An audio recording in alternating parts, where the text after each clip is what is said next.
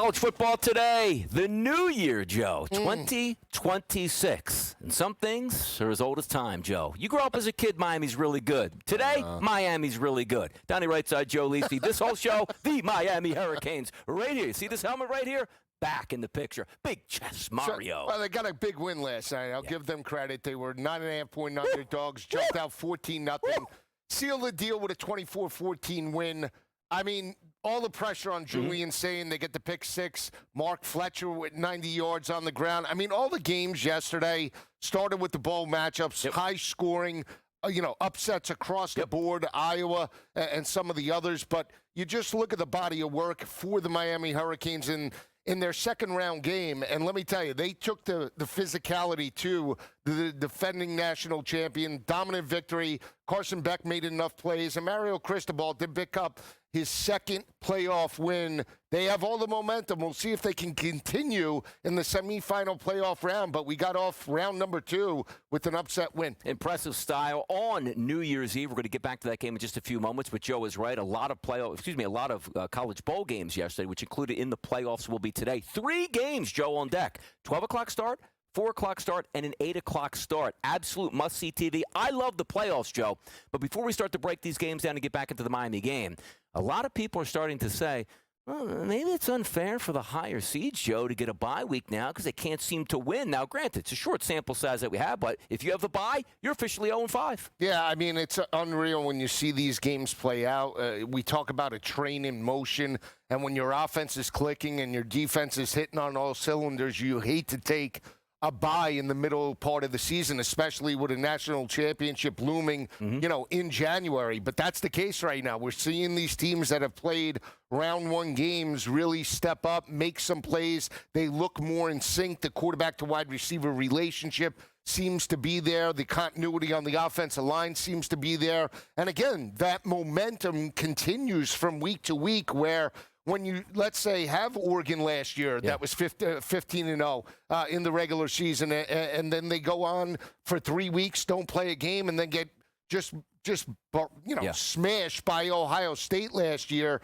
That's a telltale sign. Certain coaches need to prepare. I think when you look at the second-round games, which coach do I believe in more? It's the late game with Kirby Smart, knowing he's been there, done that. He knows how to prepare, knows his team, won 2 back-to-back national championships. So certain teams will do it better than others, and that's what we saw last night with the Hurricanes dominating Ohio State in that matchup in Arlington. You know what's interesting about that game, too, yesterday, Joe? We're going to get that today because we're going to hit every single one of those playoff games today. We'll tell you where those lines opened up, where they closed, but more importantly for me, you look at the Miami game yesterday, Joe. It was 9.5 and did not move all week. But before the game, you saw the buybacks here coming in on the Hurricanes, where most outlets actually closed that game at 7.5, and a total that was 42.5 actually dropped to 39.5 at a lot of spots here. So let's talk about that game itself, because we were led to believe that Ohio State is one of the best defenses that we've seen, Joe. Let's call it over the past decade, and rightfully so. You look at the numbers, under 10 points per game. Now you want to say who they played and who they matched up with, and maybe it's a little bit easier schedule. Take that out. Numbers don't lie. They were very good defense. Last night they also were a very good defense, Joe, but the question was, what were we going to get out of that Ohio State offense, who we saw in the previous game against Indiana in the Dome, Joe, not score that much. Against the Miami Hurricanes, not scoring that much, and they came away with a loss yesterday. Let me ask you this question. Ryan Day getting back to play-calling duties. Any difference for you in that game last night? Yeah, I think we always talk about coordinators, right? Yeah. You know, Hartline that took the head coaching job, and he took it back, Ryan Day.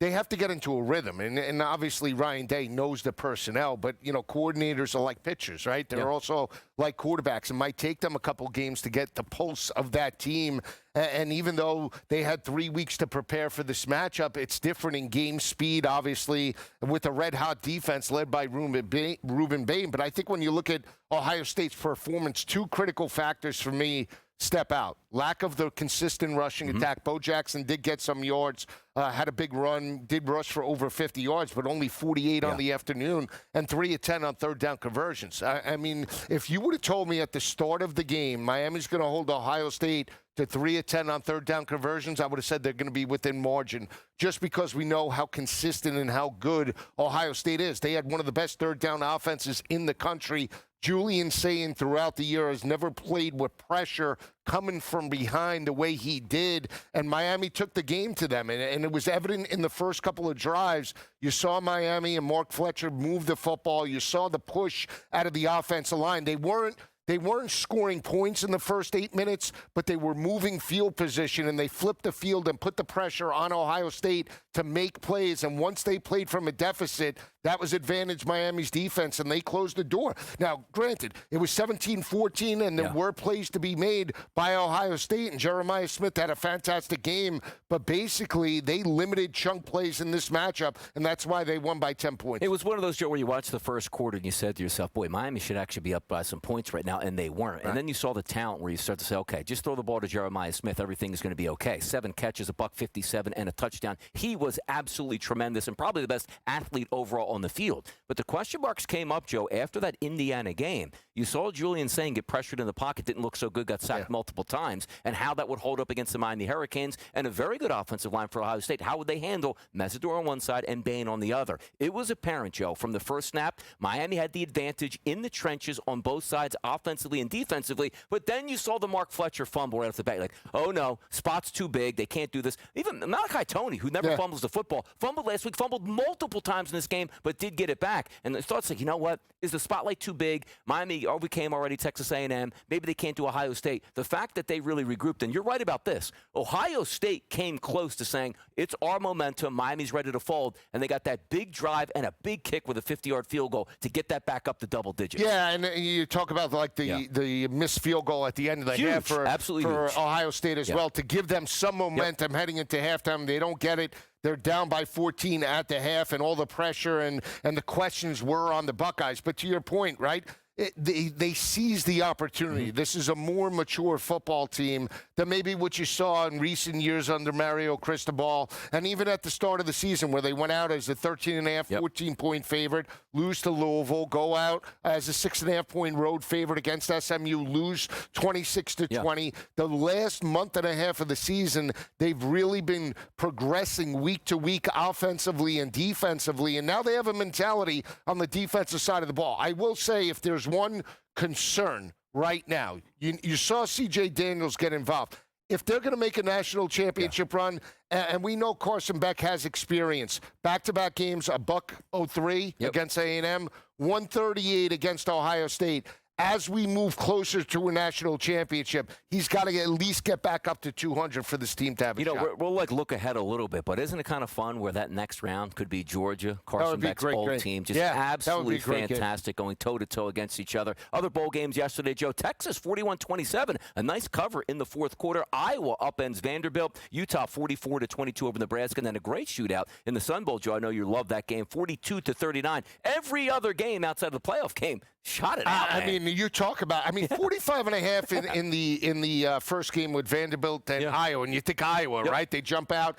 We saw it get as low as 40.5 from an in-game perspective, and then second half, Diego Pavia does what he does, hits a 75-yard touchdown, game on, and the game comes right down to the final 2 minutes of the matchup where Vanderbilt can't get a fourth quarter four-down stop, and obviously Iowa does what they always do in bowl games. They grind it out and win that matchup as a 4.5-point underdog. Sun Bowl, I've always said, Sun Bowl is an automatic over for me. Darian Mensah for over 300 yards, Jeff Sims, the former Nebraska and Georgia Tech transfer, throws for multiple touchdowns in that game. I mean, they're diving into the Frosted Flakes, Donnie. I mean, that's a fun football game. If you're betting the props in that matchup, I took one kid, Jason Brown. He was a freshman, right? His rushing total was 22.5. Yeah. I took him at 60+ for plus 390. Kid runs for 150, Donnie, you could have gotten basically almost 15-1 on 150+ yards. Yeah. So there is value on some of these games. Now you see these markets today, very tight, very difficult to play, but we'll see how it plays out over the next 8 hours. No, we certainly will. And again, if you like overs in bowl games, you got them yesterday. Just sometimes we don't actually know who exactly is playing in those games. As Joe pointed out, you can find some gold nuggets across the board here, and we're going to find some even more. Did you know the Orange Bowl is coming up at noon today? That's Oregon and Texas Tech. Dan Lanning style. They don't play for clicks, man. They play for W's. Will they get one today? Come on back and find out. It's Donnie and Joe talking college football.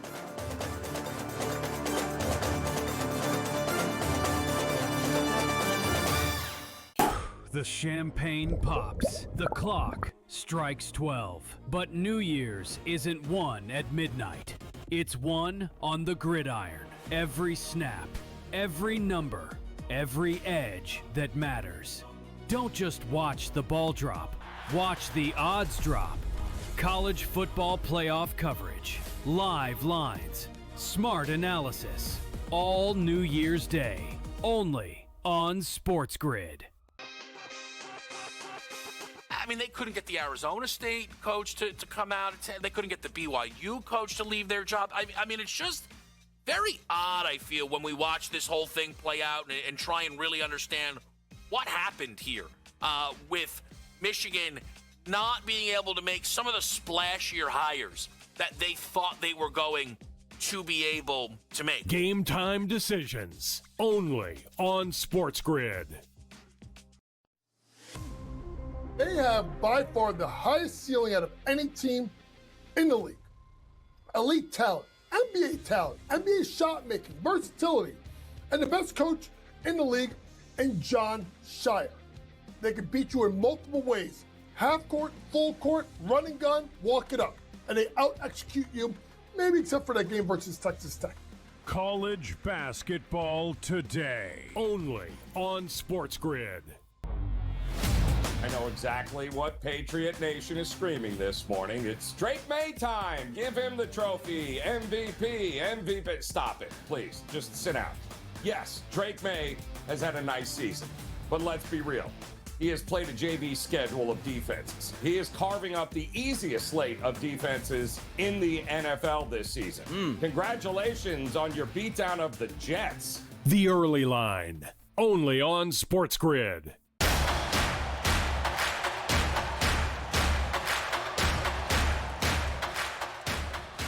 Happy New Year. It's New Year's Day, Joe, and I would say in the 60s, 70s, 80s, and 90s, it was a huge college football day because a lot of bowl games were being played. Now, granted, Joe, bowl games are being played today, but a little bit different here. Playoff bowl games will be played today, Joe, starting down in South Florida. It's the Orange Bowl. It's Oregon. It's Texas Tech. Did you know this line opened up at a -1.5-point favorite towards Oregon? As we see now on game day, roughly 2 hours from kickoff, it's -2.5 across the board for Oregon. Joe, the 53.5 as a total, that's dipping now. 50.5s are in the marketplace. Even some 50s starting to show up here. Let's start with Oregon and Texas Tech with the notion of, oh no, Joe, one team played last week and got a victory. That was Oregon. One team didn't play in Texas Tech. Should be an automatic loss, right?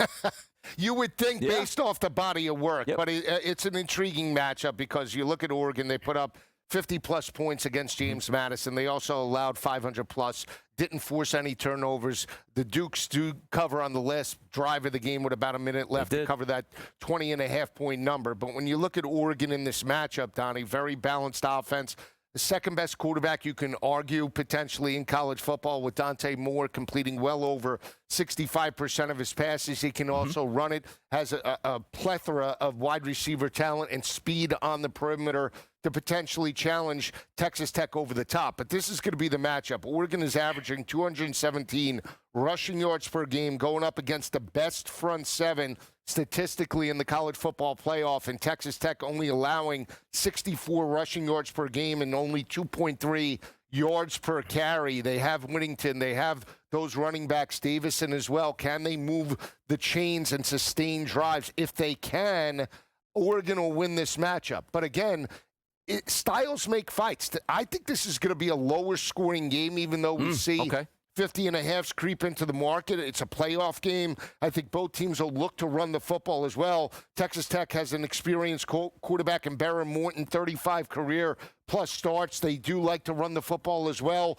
They're throwing for around 270 per game, rushing for about 224 on the ground. But again, we talk about the line of scrimmage. Are you buying into the Big Ten mentality, physicality with the Ducks that have been here, done that, or the new kids on the block, the Big 12, which up until this point hasn't gotten any success With the 2.5-point number, I'm going to take a shot. I think this is one team that actually will benefit from the layoff. That's Texas Tech. I think they strike the minor upset today. Now, Joe, coming into the college football playoff, we talked about this all season long. Ohio State was always the favorite. Ohio State got beat in the Big Ten championship game, but in the college football playoff, Ohio State was then installed as the favorite as well. But now we see Indiana the favorite, Georgia, Miami. Talking about Oregon and Texas Tech. Oregon's listed at a 5-1 price, Texas Tech at a plus 750 here. The top dogs are out, at least odds-wise, in Ohio State.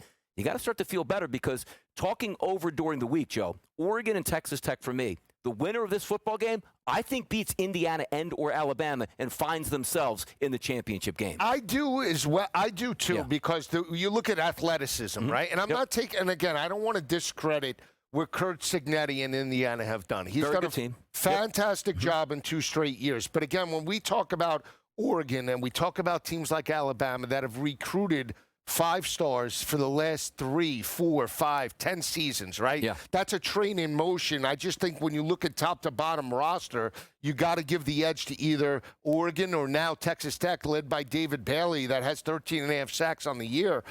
They're more athletic, I think, when you look at the eye test between both Oregon and Texas Tech and then Indiana. Again, it's not a knock. Indiana plays very disciplined. I like what Fernando Mendoza and that team have done, Kaleon Black and Roman Hemby. But big picture, I do feel that I actually think Indiana is in a game today as well, assuming that they get by Alabama. We'll talk about that next. But you're right. Whoever wins this game has a very good shot to potentially win or get to the national championship. Now, we look at the way like Texas Tech got here, Joe, right? 12-1 record. Say, okay, who did they lose? They lost to Arizona State, but correct me if I'm wrong, that was the game that Morton did not play. Yeah, Hammond started that game. And again, it was funny about that game. Yeah.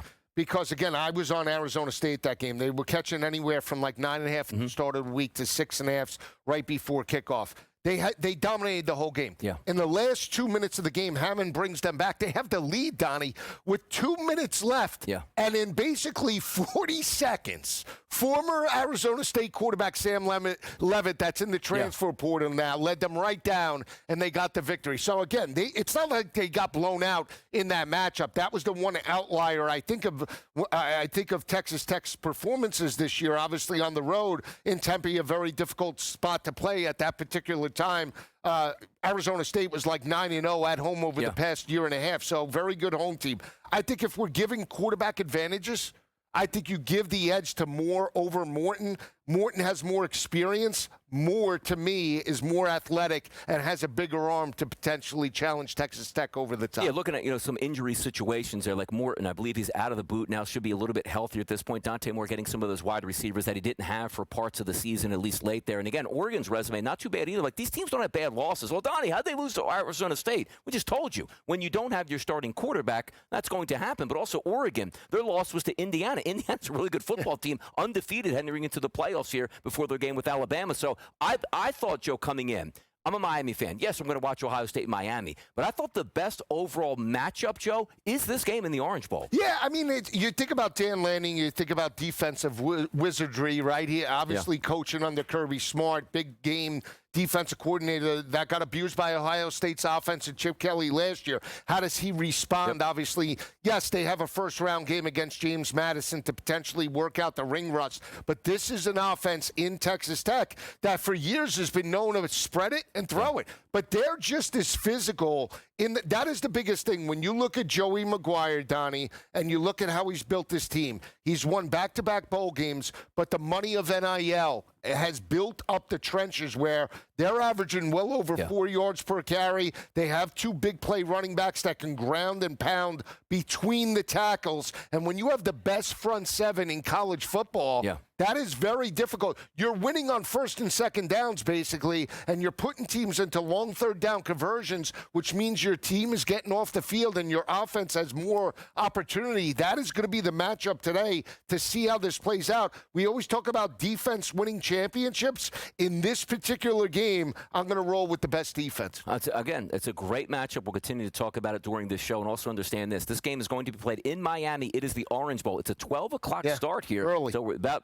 hour and a half away from kickoff there. Then we have the 4 o'clock game, which we're going to talk about next. The Rose Bowl, and also, Joe, The Rose Bowl usually is like, oh, man, bright skies out there. Look at it. It is pouring rain at the Rose Bowl. We'll see if that makes a difference. Indiana taking on Alabama, and we got you covered next right here on College Football Today, New Year's Day edition. It's Donnie Rightside, it's Joe Lisi, and we'll be back right after this short break.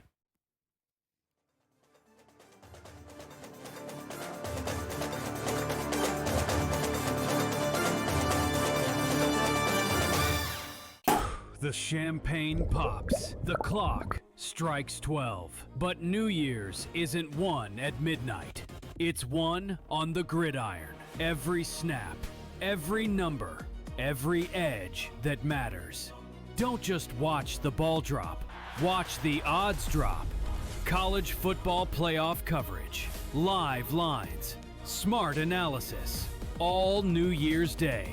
Only on SportsGrid. I mean, they couldn't get the Arizona State coach to come out. They couldn't get the BYU coach to leave their job. I mean, it's just very odd, I feel, when we watch this whole thing play out and try and really understand what happened here with Michigan not being able to make some of the splashier hires that they thought they were going to be able to make. Game time decisions only on SportsGrid. They have by far the highest ceiling out of any team in the league. Elite talent, NBA shot making, versatility, and the best coach in the league in John Shire. They can beat you in multiple ways. Half court, full court, running gun, walk it up. And they out-execute you, maybe except for that game versus Texas Tech.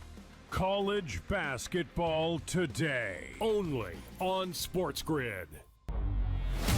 I know exactly what Patriot Nation is screaming this morning. It's Drake May time. Give him the trophy. MVP. Stop it, please. Just sit down.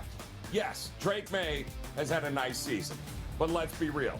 He has played a JV schedule of defenses. He is carving up the easiest slate of defenses in the NFL this season. Congratulations on your beatdown of the Jets. The early line, only on SportsGrid.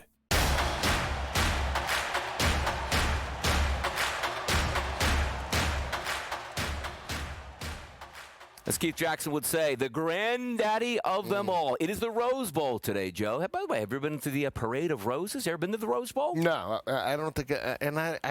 The Rose Bowl, I'm going to sound bad. You love college football. This is going to hurt people right now. It is. Yeah, I'm going to put the Billy Club down. Yep. I do not like the Rose Bowl. No. Now, see, I like to be. I can jump into my hater mode all the time, and I can do that with you. We were out in Glendale for the Super Bowl a couple years ago, and the Rose Bowl is not too far from there. Right. I actually would love to see the Rose Bowl, Joe. That's fine. Because, but I think it is know. a great setting, though. Now, why? Because I love to hate on everything, but what are you hating on it for? Let me jump in with you. You know, maybe it's growing up back. I just remember all the Rose Bowls back in the day with like Illinois playing Iowa, Chuck Long, and they used to be blowout cities. Yeah. You know, UCLA when Oregon had the bad uniforms against Penn State, smoking them. It was horrible back in the day. They were terrible games, and it didn't really start to get good until like the late '80s, early '90s when USC and Ricky Irvin would square off against Michigan. Remember back in those days? That was good. But I don't like, you see, I'm going to sound crazy. I don't like when it's sunny out. Even though I like the Sun Bowl, I don't like the picturesque. Everything's perfect. Like this day today, the San Gabriel's. where they're squeegee in the field. That's perfect. Now I'm bought into the Rose Bowl. But Rose Bowl overall, West Coast, But you know what? See, because now let me put my hater hat on as well. Because did you remember when it's the Big Ten versus the Pac-12, which is what the conference used to be? And that was really in the Rose Bowl. Right. But understand this: the Pac-12 and also the Big Ten could never win a championship game. So you remember what their mantra was? This game's more important than the national championship game because they couldn't make it into the national championship game. And there were some great Rose Bowls. The Vince Young game that was played there and against USC, and we saw. I remember Lorenzo White and Michigan State playing USC in the Rose Bowl. There were some really good games. I'm not taking away from the pageantry and everything else, but there's other bowl games that I buy in, lower tier bowls, than I buy into the Rose Bowl. That sounds crazy, but it is. Wait to see when the Rose Bowl goes to SoFi. You have absolutely a sterile environment. Yeah, there you go. Congratulations. Welcome to the Rose Bowl. But honestly, the Rose Bowl is going to take place today at 4 o'clock, Joe. It's Alabama and it's Indiana. Alabama looked like they were dead to rights by a team that calls themselves hard to kill. And by the way, Oklahoma killed themselves in that game. They lost up double digits in the first half at home. Now Alabama comes to town and says, you know what, Indiana, you haven't played for a while. Do we have the advantage? But here's where I like to talk about, Joe. Look at the side. -6.5 at the opening number. We're 7.5s and 7s across the board. But I look at the ticket count, Joe, only about 25% of the tickets on Indiana. It seems like the public's like, oh, yeah, it's Alabama. They just won last week. They'll be able to hang close. Are we wrong on this, Joe? Because there is a sharp divide in this game. Yeah, there is. And I think the weather is actually playing a part of why we're seeing 7.5s into the market. So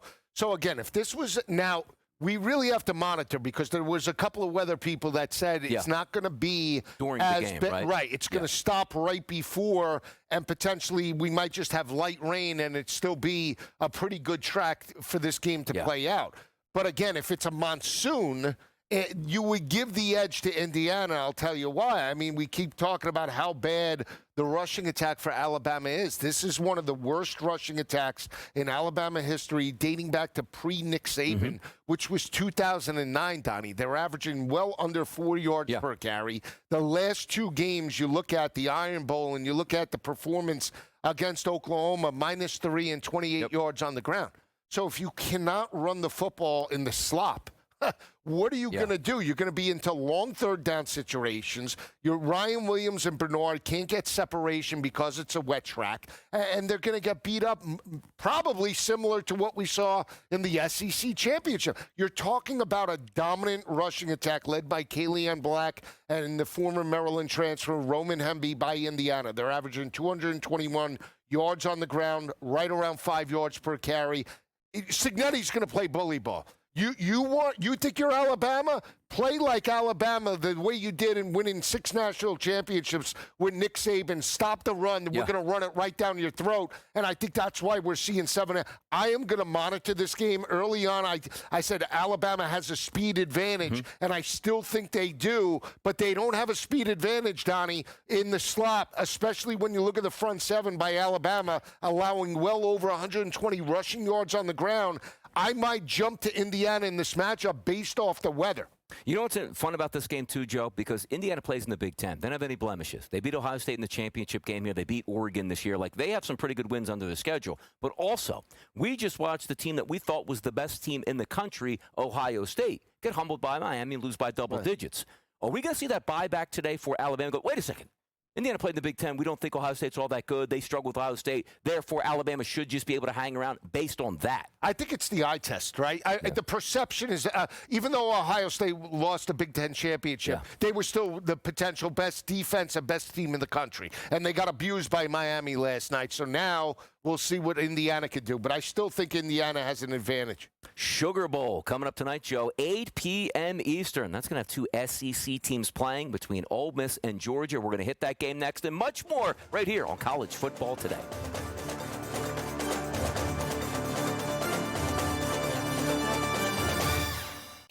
The champagne pops. The clock strikes 12. But New Year's isn't won at midnight. It's won on the gridiron. Every snap, every number, every edge that matters. Don't just watch the ball drop. Watch the odds drop. College football playoff coverage. Live lines. Smart analysis. All New Year's Day. Only on SportsGrid. I mean, they couldn't get the Arizona State coach to come out. They couldn't get the BYU coach to leave their job. I mean, it's just very odd, I feel, when we watch this whole thing play out and try and really understand what happened here with Michigan not being able to make some of the splashier hires that they thought they were going to be able to make. Game time decisions, only on SportsGrid. They have by far the highest ceiling out of any team in the league. Elite talent, NBA shot making, versatility, and the best coach in the league in John Shire. They can beat you in multiple ways. Half court, full court, running gun, walk it up. And they out-execute you, maybe except for that game versus Texas Tech. College basketball today, only on SportsGrid. I know exactly what Patriot Nation is screaming this morning. It's Drake May time. Give him the trophy. MVP. Stop it, please. Just sit down. Yes, Drake May has had a nice season, but let's be real. He has played a JV schedule of defenses. He is carving up the easiest slate of defenses in the NFL this season. Congratulations on your beatdown of the Jets. The early line, only on SportsGrid.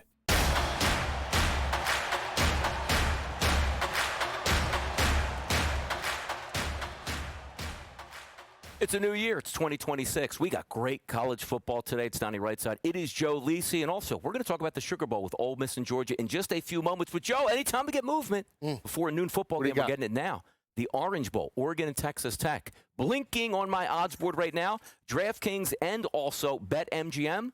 -1.5 now, Joe. Money coming in on the Texas Tech Red Raiders. Yeah, I mean, that is the game where you say contrast in styles. We know that Oregon has a really good defense, but again, the flair, the balanced offense isn't potentially anything that Texas Tech has seen in the Big 12. When we talk about dominant football teams, this is a different animal led by a coach in Dan Lanning that knows how to prepare his team. He's one of the best game planners, I believe, in college football. And again, speed. You talk about speed on the perimeter. That's what Oregon possesses, and potentially maybe the best quarterback that they faced in the Big 12. You know, you talk about some teams that are in rebuild. Rich Rod in West Virginia they beat. They beat BYU twice with Bear Bauchmeyer, good quarterback, not elite. We're talking potentially second-best quarterback. If the draft was today, it would be Fernando Mendoza and potentially Dante Moore, 1-2, if Moore decides to opt out and go into the NFL draft. So that's the matchup today, and it is intriguing. But again, I still believe in Joey McGuire. He's done a fantastic job, and when you have a front seven that's dominant, that's going to be the matchup. You'll know right away if Oregon is going to push them around. If they can't get any running room, it's going to be a long day. Long travel plans. And by the way, hearing about that too, is again, we're going to get to the next game in a moment. But if Oregon wins this football game, Joe, they're down in South Florida. Yeah. They said they're going to fly back to Oregon and then have to fly back to Georgia the following week. Nuts. They like get some planning ahead. You know what I mean? Stay on the East Coast at that point, but we'll get to that much more. But just wanted to give you the opportunities here with that line moving now 1.5 at some outlets here across the board. But let's get to that Sugar Bowl, Joe. Ole Miss and Georgia, two SEC teams. And the line sits at 6.5 as a favorite for Georgia. Also, the total, Joe, is 55.5. But before we get into the game itself, there's a lot of controversy. Like, Lane Kiffin is supposed to be at this game. Lane Kiffin's coaching staff is still coaching Ole Miss. Like, do we have any conflict of interest? Or this is just a wild scene and just say, well, that's the SEC for you. Yeah, it is the SEC, right? And it's Lane Kiffin, right? He loves the hype. He loves the notoriety. He loves the recognition. And he's turning over a new leaf in 2026, right? Amazing when you think about, what he was able to do. But I will say, give him credit. Took Ole Miss to their best regular season ever, 11-1 overall, dominant, victories throughout the regular season, had Georgia on the ropes in the first time that they played in Athens. Let's not forget that was a 7.5-point number in favor of Georgia. Georgia trailed that game at the half, Donnie, 21-16. They scored, Ole Miss did, on the first 5 possessions, and Georgia's defense had no answer for Trinidad Chambliss and that rushing attack with Kewan Lacey. I will say they made second-half adjustments. They won that game. They covered. They shut down Trinidad in the last 2 minutes of that ball game to sustain the victory and get the cover. But here's the thing. That line was 7.5 in Athens. Yeah. You're telling me now without Lane Kiffin only 6.5? It's a point differential. I know that they beat up on Tulane, but Georgia's a different, potentially most prepared team in this college football playoff. You have the only coach that has won 2 national championships in Kirby Smart. They're going to come to play. Georgia, I believe, can run all over the front seven of Ole Miss, Donnie. Ole Miss has the worst rushing defense in the college football playoff, allowing 147.7 rushing yards per game. The first matchup, Georgia pounded the rock for 221 and over 4.8 yards per carry. Nate Frazier, Bowens, a little Gunnar Stockton in your life. I think that's the difference. I think this is the game where Ole Miss misses Lane Kiffin, and I think it's a rout by the Bulldogs. Now, we talk about Georgia, probably the most physical team in college football. And also, the questions that coming into the playoff were, I wonder how Georgia's going to match up with Ohio State if they get that far. Ohio State's out of it right now. So now we look at Ole Miss and Georgia teeing it up, Joe. But also, some of the things that we talked about already. Look, we're going to have Oregon and Texas Tech play. Hey, Oregon played last week. Do they have an advantage? Alabama played last week. Indiana didn't. Anything here to do with Ole Miss playing last week and Georgia, not as if they wouldn't be ready, because as you're talking, it feels like they'd probably be more prepared at this than most other teams because they've had the success and they've been here multiple times. Well, again, the quarterback to wide receiver relationship, right? That's always big, and you know that. With Trinidad Chambliss, he's playing his first career playoff game. He gets the victory, right? Even though it's at home, so you get those inexperience and ring rust out of the way. Let's not forget Gunnar Stockton's first performance last year. He goes up against Notre Dame and loses the game. Now he's better prepared this year in big matchups. Obviously, Georgia has had to step up. Gunnar Stockton won an SEC championship. It was the first time in back-to-back years that they won an SEC championship, Georgia, since 1982. So that just goes to show you how they've prepared this year. But again, it's an intriguing matchup. I will say, if I'm Golding and I'm Charlie Weiss Jr., I'm throwing caution to the wind, meaning I'm coming out. I'm not playing Georgia's game, right? I am coming out, spread you. We might run tempo. We're going to show that we're not missing Lane Kiffin in any capacity, and we're going to force you to adjust in this matchup. We'll see how it plays out. You take a look at some of those predictive markets, Joe, with Kalshi here. Indiana is the favorite right now, 24%. But you've been talking Georgia for quite some time now. And I remember sitting on this desk, Georgia, 11%, 12%, 13%, 14% chance. They're now up to a 23% chance. So when you have the big dogs go out like OSU, somebody has to step up behind them, Joe. So I'm going to ask you the same question now. Indiana, 24%, Georgia, 23%, the two lead dogs. Do you agree that Indiana should be a slight tick over Georgia? Or do you think that path might be easier for Indiana? Or how do you play this out now? Well, again, I mean, it's a little bit on paper. It's easier for Indiana because Alabama, what we talk about statistically,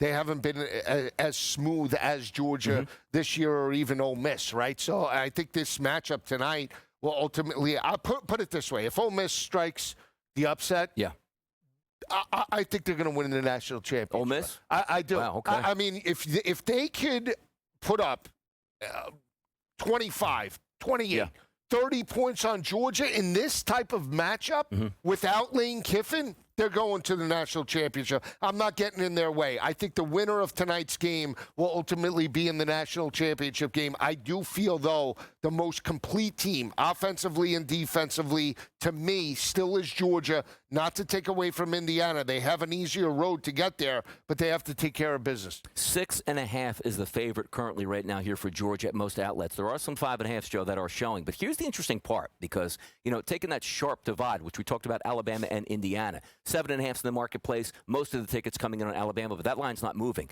Look at the total, Joe, in this game. 55.5. Most people would say, now, wait a second. We know the SEC isn't the SEC of the early 2000s where nobody could find a good quarterback. The games were 14-13. They score now. But I look at the 55.5, Joe, and I say to myself, most people probably think that's too many points. I'm going over with that. I'm with How about that? I'm with it because, again, I think chunk plays. And here's the way. If you're talking about, and if you watch the game against Tulane only averaged 3.8 yards per carry. But in the first half, when they were down 14-3, they were running the football. They were getting chunk plays in the rushing attack, and they did away with that with Retzlaff and McEwen because they were trailing by double digits. Georgia's going to come out and say, you know what? They're averaging 187 yards on the ground. They're averaging 4.8 yards per carry as a team. We know how dominant Georgia's been over the last 8 years. Every time they run for over 200 yards, they were undefeated, Donnie. Every time they rushed for over 200 yards, they were like 49-0 entering this year. Every time they pounded the rock for over 200, winning by 30 points per game. The only game they lost was the loss where they snapped their 33-game home winning streak to Alabama, 24-21. They ran for 221 on the Crimson Tide and lost the game by 3. Gunnar Stockton in this game, Joe, is listed at 224.5 as his passing prop here. Trinidad Chambliss, 252.5. So entering into this game, if we think there's going to be 55 points, Joe, Are we getting undersold on Gunnar Stockton? Like we always, Georgia running game, Georgia tough, but Gunnar Stockton can pass. And if we're going to get a up-tempo game back and forth, I like the over 224.5. I might take both. Yeah, I shoot mean, now? Okay. I mean, here's the thing. I think Chambliss has to get to 250. I don't think they could just do it with Lisi, who's a little bit banged up, and Chambliss on the ground. I think, maybe they get him starting, running sideline to sideline, and we've seen mobile quarterbacks be a problem for Georgia over recent years, especially in big games. But Trinidad Chambliss has to attack that secondary over the top. Alabama couldn't do it in the SEC championship game. Georgia Tech couldn't do it. Texas couldn't do it down the stretch. They need to do that to win this game. Key player in this game, Kawan Lacey, 68.5. If he can keep them involved in the running game to open that passing game up, we're going to have some fun in the Sugar Bowl. Fun next with Coach Terry Bowden joining us next.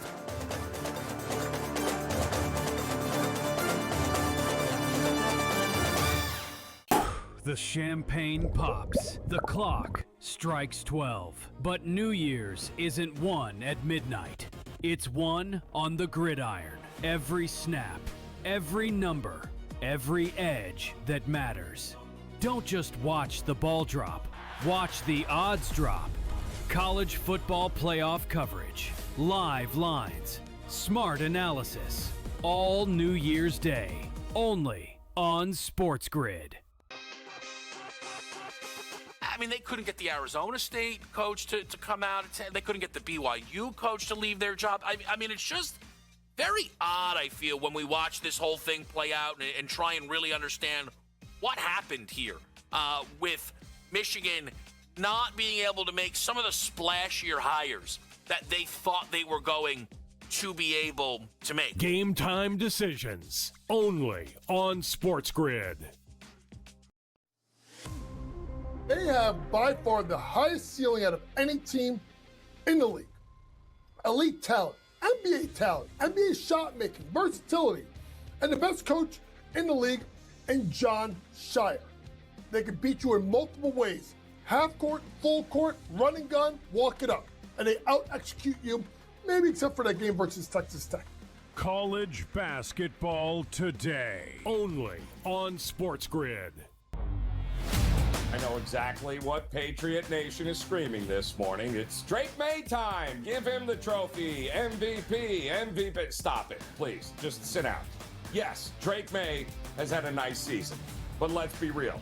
He has played a JV schedule of defenses. He is carving up the easiest slate of defenses in the NFL this season. Congratulations on your beatdown of the Jets. The early line, only on SportsGrid.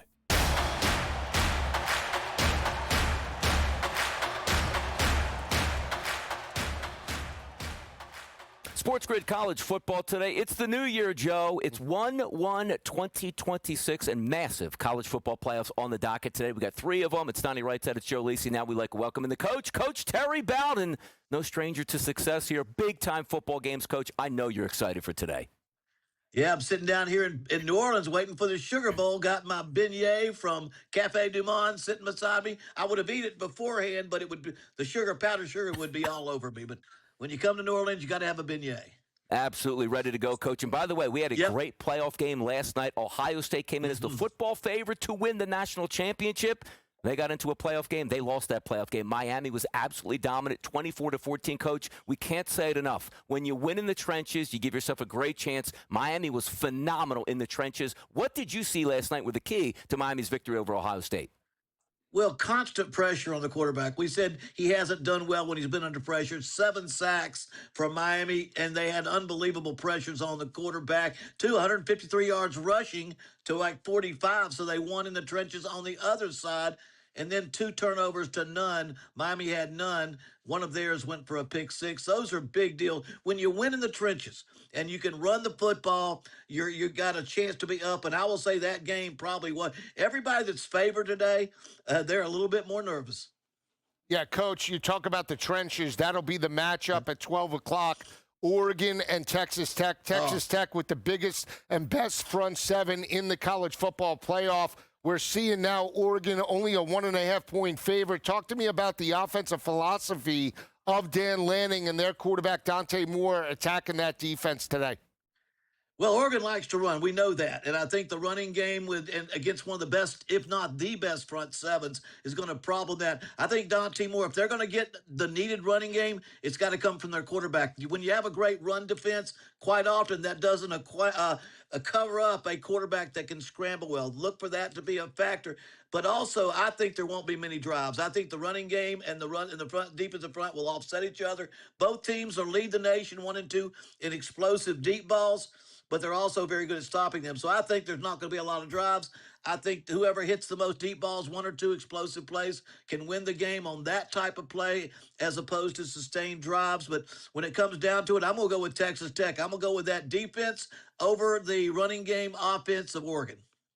Talking to Coach Terry Bowden here. I love the insight, Coach, that we can get from you because we're having an issue right now in the college football playoff. It seems like the bye-week teams are struggling here and now sit at 0-5. You've been through preparation weeks. Everybody likes to be a creature of habit. What could be going wrong with some of these teams that just aren't playing week to week and getting those slow starts like we saw yesterday from Ohio State? Experience. You have to be experienced in getting 2 or 3 weeks off. That's unusual. And the teams that had a bye week have to approach differently. You know, back when there was only a BCS or you took a month off for every major bowl, you kind of had a good plan. My dad was the leading coach in the country for winning bowl games because he knew how to play that. But the key is you got to learn how not to over practice, how to take off early, practice late, get to the bowl side at the right time, or the playoff side at the right time, and make sure your best football is played on game day. And a lot of these coaches haven't had enough experience at that. We're not doing Ole Miss right now in Georgia, but Georgia's coach has that kind of experience. But that's the big problem. When you have too much time off, you end up playing your game before the game starts. Coach, the Rose Bowl has inclement weather, bad rain in the forecast. Potentially, it could be a wet track. Kalen DeBoer and this Alabama offense are struggling running the football. What do you think he's going to do from just a game plan perspective, knowing that potentially the wet track can neutralize his team's speed? Well, the biggest thing is that he needs to run the ball because right now he's got a team that's probably checks the most boxes in Indiana. And Ty Simpson has to have a perfect game, and that usually means throwing the football because you can't run that well against Indiana, and they don't run that well anyway. But you know what? If it's not pouring rain or the ground's a little bit soft, it goes to the advantage of the receiver who knows the route he's going to run. It's going to take a couple of explosive plays by Alabama, and they've got good receivers, and they've got a quarterback that can throw the football. They won't be able to run. They've got to hit some explosive plays, but I personally think Indiana checks the most boxes. They're fundamentally the most sound football team. Offense, defense, run, pass. This game, to me, of all the games, has the biggest chance of being a blowout. But with the rain coming, that may change that. But I still think Alabama is not a complete team without that running attack. And Indiana right now is a complete football team. And I still like Indiana to cover. Coach, we're not worried about any rain down there in New Orleans. That game will be played in a dome. You are live on location. So give us a little vibe for this Ole Miss Georgia game. And also, what do you like on the outcome of this one? Well, you know, of course, I think Georgia Tauber is my pick to play for the national championship because they've gotten better and better. Now, I've bumped into a lot of players. I've bumped into the fans. They're comfortably nervous. They're comfortably prepared. They're not overconfident. They know how hard they had a chance against Ole Miss, and then they watched that game last night. So I think the team will be ready to play, and that's the strength of Georgia. They have gotten better and better and better. Kirby's the best probably postseason coach, late season coach. Then Ole Miss, all the changes. We're only a day away from the portal. The portal starts tomorrow. Now, they're the only team in the playoff that the head coach left. Now, and your assistant coaches don't know where they're going to work. And like it or not, players are being contacted. I think they can only be, whatever they are, they're going to be a little bit less than what they were. Whatever Georgia was, they're a little bit better. And I think that's going to be the difference. Georgia, less distractions. I love Ole Miss. If they get hot and they get explosive, they can do it. But there's just too many things that have gone on the outside for them to hang with Georgia. Coach, because Lane Kiffin isn't there, to your point, and right. It's an interim staff, they're playing a little bit with house money. Are you more aggressive in this type of situation early on, taking shots against that Georgia defense that hasn't played in 3 weeks?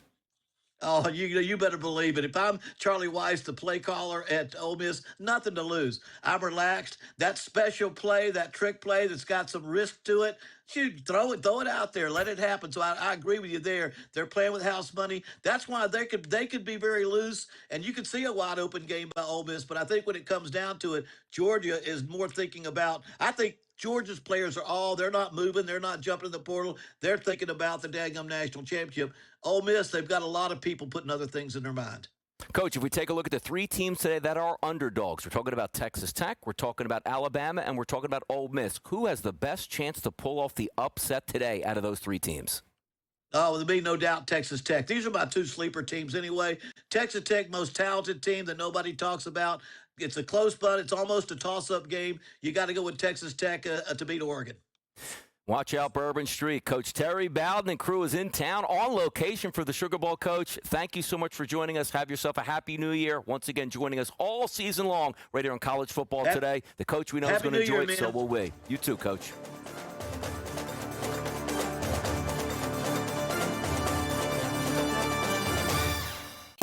The champagne pops. The clock strikes 12. But New Year's isn't won at midnight. It's won on the gridiron. Every snap, every number, every edge that matters. Don't just watch the ball drop. Watch the odds drop. College football playoff coverage. Live lines. Smart analysis. All New Year's Day. Only on SportsGrid. I mean, they couldn't get the Arizona State coach to come out. They couldn't get the BYU coach to leave their job. I mean, it's just very odd, I feel, when we watch this whole thing play out and try and really understand what happened here with Michigan not being able to make some of the splashier hires that they thought they were going to be able to make. Game time decisions only on SportsGrid. They have by far the highest ceiling out of any team in the league. Elite talent, NBA shot making, versatility, and the best coach in the league in John Shire. They can beat you in multiple ways. Half court, full court, run and gun, walk it up. And they out-execute you, maybe except for that game versus Texas Tech. College basketball today, only on SportsGrid. I know exactly what Patriot Nation is screaming this morning. It's Drake May time. Give him the trophy. MVP. Stop it, please. Just sit down. Yes, Drake May has had a nice season. But let's be real. He has played a JV schedule of defenses. He is carving up the easiest slate of defenses in the NFL this season. Congratulations on your beatdown of the Jets. The early line, only on SportsGrid.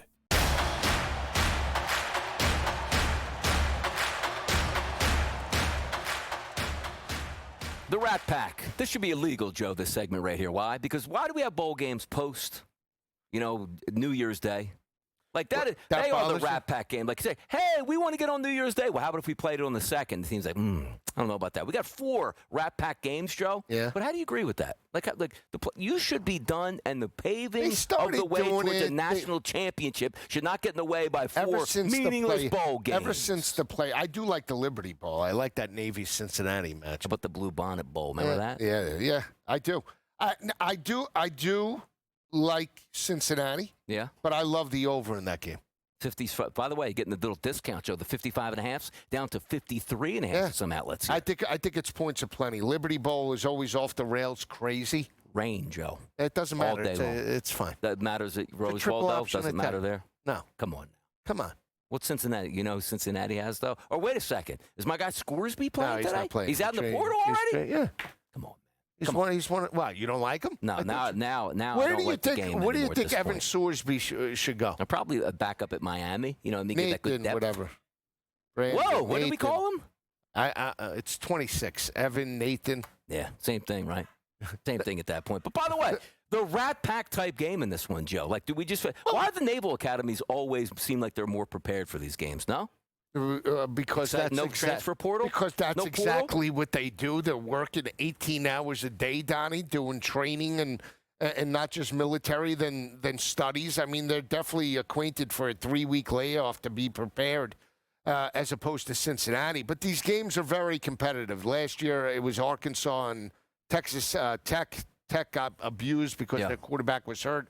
Will Hammond started that game. But if traditionally, they always blow through the total for the most part. So I do like the over. I don't care who starts at quarterback. For me, it is Navy's triple option attack going up against the front seven of Cincinnati. Cincinnati's been very good, but they have a ton of transfers that have, opted out of this game.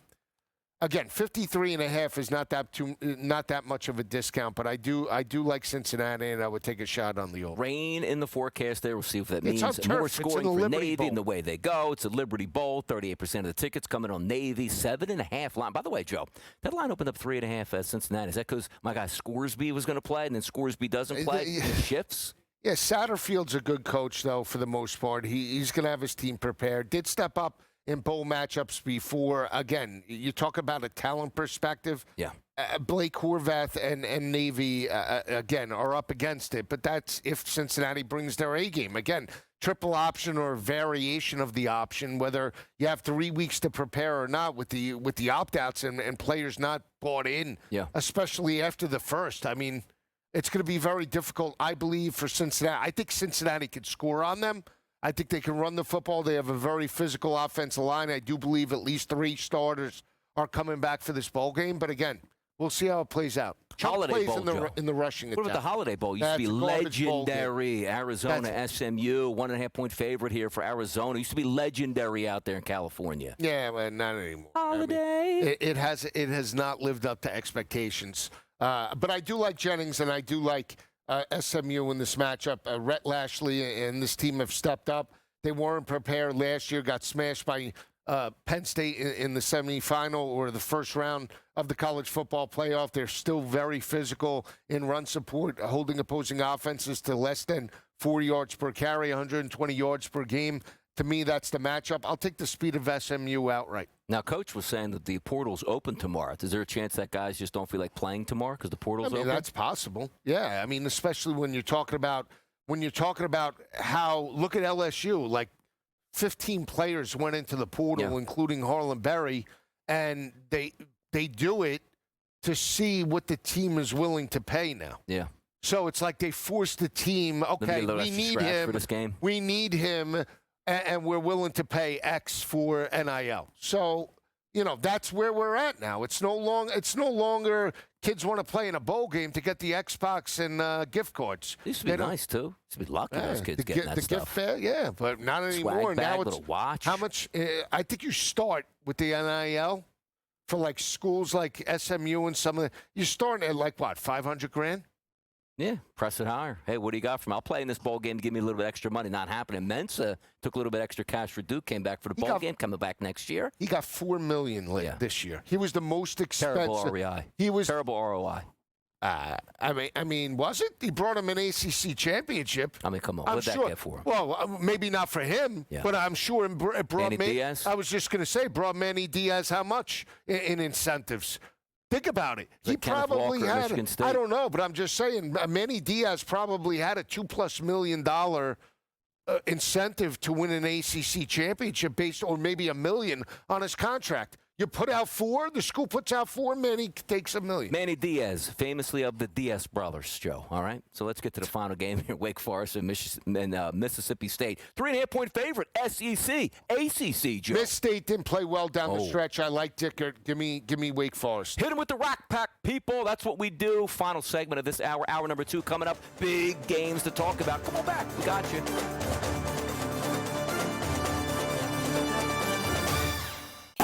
The champagne pops. The clock strikes 12. But New Year's isn't won at midnight. It's won on the gridiron. Every snap, every number, every edge that matters. Don't just watch the ball drop. Watch the odds drop. College football playoff coverage. Live lines. Smart analysis. All New Year's Day. Only on SportsGrid. I mean, they couldn't get the Arizona State coach to come out. They couldn't get the BYU coach to leave their job. I mean, it's just very odd, I feel, when we watch this whole thing play out and try and really understand what happened here with Michigan not being able to make some of the splashier hires that they thought they were going to be able to make. Game time decisions only on SportsGrid. They have by far the highest ceiling out of any team in the league. Elite talent, NBA shot making, versatility, and the best coach in the league in John Shire. They can beat you in multiple ways: half court, full court, running gun, walk it up. And they out-execute you, maybe except for that game versus Texas Tech. College basketball today, only on SportsGrid. I know exactly what Patriot Nation is screaming this morning. It's Drake May time. Give him the trophy. MVP. Stop it, please. Just sit down. Yes, Drake May has had a nice season, but let's be real. He has played a JV schedule of defenses. He is carving up the easiest slate of defenses in the NFL this season. Congratulations on your beatdown of the Jets. The early line, only on Sports.